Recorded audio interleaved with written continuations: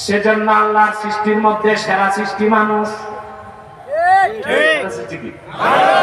প্রিয় সৃষ্টি মানুষ, সুন্দর সৃষ্টিও মানুষ।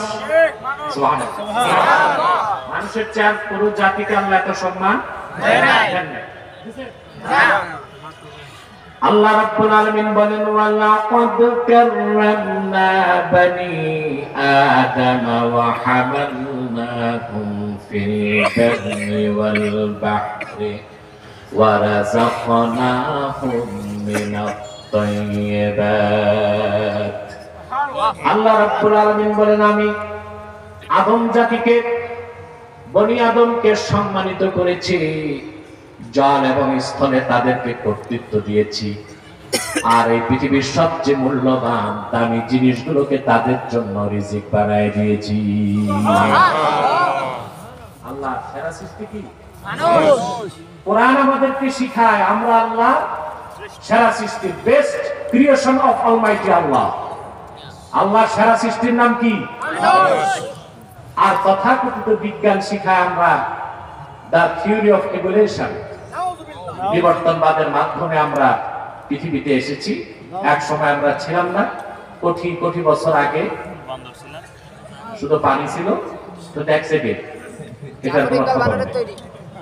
তারপর কি হলো, প্রচুর উল্কা বৃষ্টির কারণে পৃথিবীতে চলে এসেছে নাইট্রোজেন, অক্সিজেন, হাইড্রোজেন। তারপরে রাসায়নিক বিক্রিয়ার মাধ্যমে সমুদ্রে হয়ে গেল এক কোষী জীব, ফিউশন, কোষ বিভাজনের মাধ্যমে তা হয়ে গেল একটা কীট, ব্যাঙের বাচ্চার মতো। পরবর্তীতে এটা বড় হয়ে গেল ব্যাঙ, ব্যাঙের আর পানি ভাল লাগে না, আসছে ডাঙ্গায়।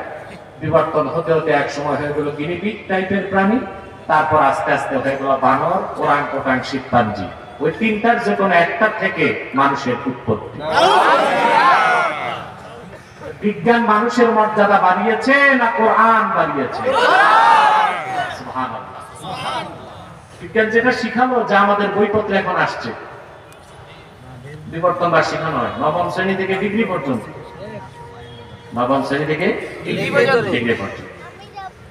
আমরা তো জাতির কল্যাণ চাই আলেমরা, আমরা বলি বিজ্ঞান শিখাও, কিন্তু বিজ্ঞানের নামে গাঁজাখুরি মতবাদ শিখাও। প্রযুক্তি শিখাও, আমরা চাই বাংলাদেশের শিক্ষিত জনগণ বিশ্বমাপের বিজ্ঞানী হোক, সাহিত্যিক হোক, দার্শনিক হোক, প্রকৌশলী হোক, চিকিৎসক হোক।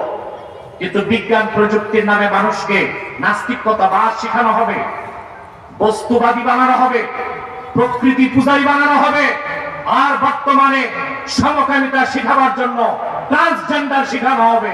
এক মুহূর্তের জন্য তা বাংলাদেশে মেনে নেওয়া মানবেন? আমাদের প্রতিবাদে আবার ওই যে নাস্তিক কিছু আছে, বুদ্ধিজীবী, এরা খেতে গেছে।